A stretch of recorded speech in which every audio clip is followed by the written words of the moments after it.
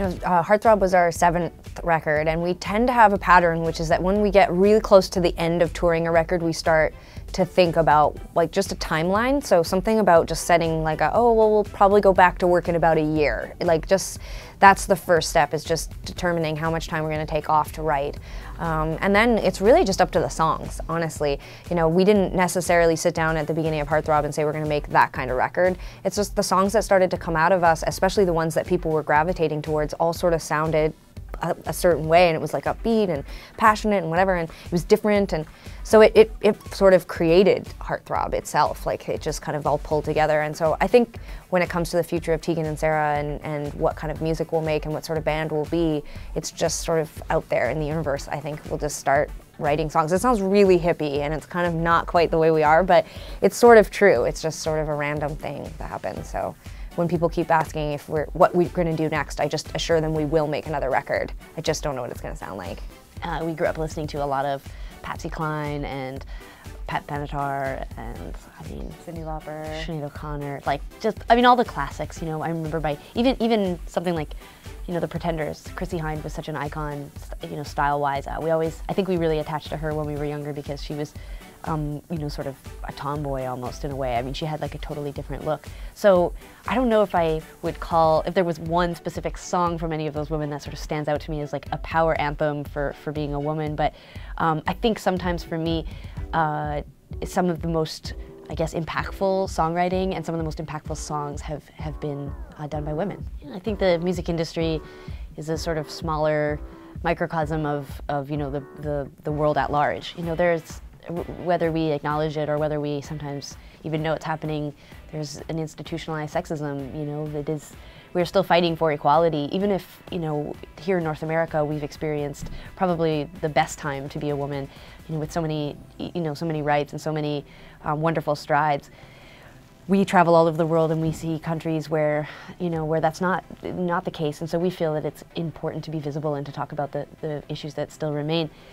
In the music industry, we have probably a trillion anecdotes about little tiny ways that we've experienced sexism, or what I like to think is that a lot of times what we've sort of been through has been not malicious, but I think people do assume often that you need something extra, or you have to be sort of marginalized with your group, or I remember when we first started out, there was always these very helpful guys. How can we help you tune your guitar? Can we help you pick your guitar strings? Or let me show you how to run that music program or whatever. And a lot of times I think it's incredibly well intentioned, but I think there is a difference when you're a guy up and coming in the music industry. I don't think that people step in to sort of offer that support. And so I think that for us it's about remaining really strong and confident. I think that a lot of the well-intentioned industry and band members and men who have tried to offer support in a way that ended up feeling a bit, minimizing, I don't necessarily feel like going back to them and being like, check it out, look what I did, but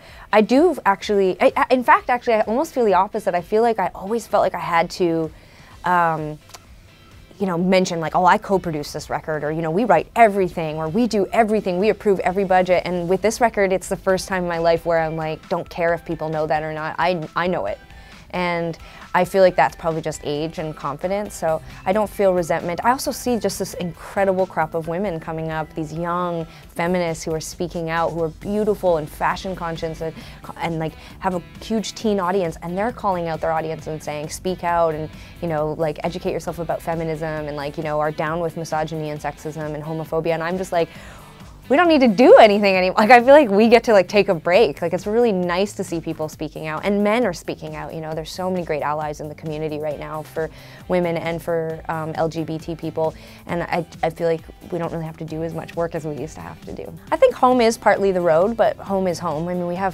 I think we actually have made very well-defined 3D lives. I don't think that we're one-dimensional in any way. I think there was fear that we were going to become one-dimensional, so we really laid down roots. We bought houses young, we have very stable, serious relationships. We're still really connected to our friends from junior high and high school. We have a rotating group of people that constantly are out on the road with us, keeping us humble and down to earth and connected to our life. And my mom just came to Europe with us for 3 weeks and wrote an amazing blog about her experience. And one of the things she talked about was that she'd always imagined we had 2 lives, touring life and home life. And she realized that our life is this. And it's not two separate lives. This is just part of our life. Like, this is just a big part of it, but there's actually more connection between those different worlds. So, I mean, I think for us, it's just keeping that balance healthy, you know?